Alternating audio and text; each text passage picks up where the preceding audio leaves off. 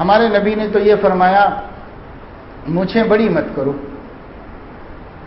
اتنی بڑی مت کرو کہ لال ہونٹ کے لال حصے پر آ جائیں، اتنی بڑی مت کرو۔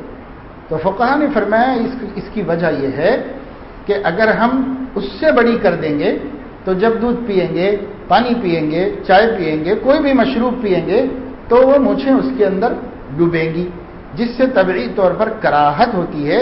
اس لیے نبی نے صفائی کے مد نظر منع فرمایا ہے۔ یہ بات تو ہو گئی فقہا کی اور نبی کی۔ نبی نے مطلق حکم دیا، فقہا نے اس کی ایک مادی مصلحت بیان کر دی، صفائی ستھرائی، کیونکہ اسلام تو آدھا صفائی ستھرائی کا حکم دیتا ہے، تو وہ مصلحت بیان کر دی۔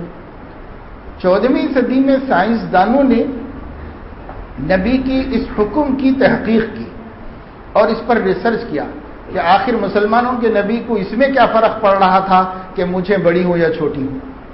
تو انہوں نے اس پہ تحقیق کی۔ انہوں نے بتایا کہ بال جو ہوتے ہیں وہ دیکھنے کو تو مرکب نظر آتے ہیں، لیکن بال دراصل پائپ ہوتے ہیں، پائپ، اس کے اندر سوراخ ہوتے ہیں اور وہ پائپ ہوتے ہیں، اور بالوں کے پائپ سے جسم کے اندر پیدا ہونے والی زہریلی گیس خارج ہوتی ہے۔ مسلمانوں کے نبی نے اس لیے منع کیا کہ جب وہ مونچھیں ہمارے کھانے پینے کی چیزوں میں ڈوبیں گی یا ہمارے نیوالوں سے ٹکرائیں گی تو وہ زہریلی گیس اس میں ملے گی، اور اللہ اس کو باہر نکالنا چاہ رہے ہیں، اندر بھرنا چاہ رہا، تو اس کے اندر طرح طرح کی بیماریاں پیدا ہوگی اور طرح طرح کی مصیبتوں میں مبتلا ہوگا۔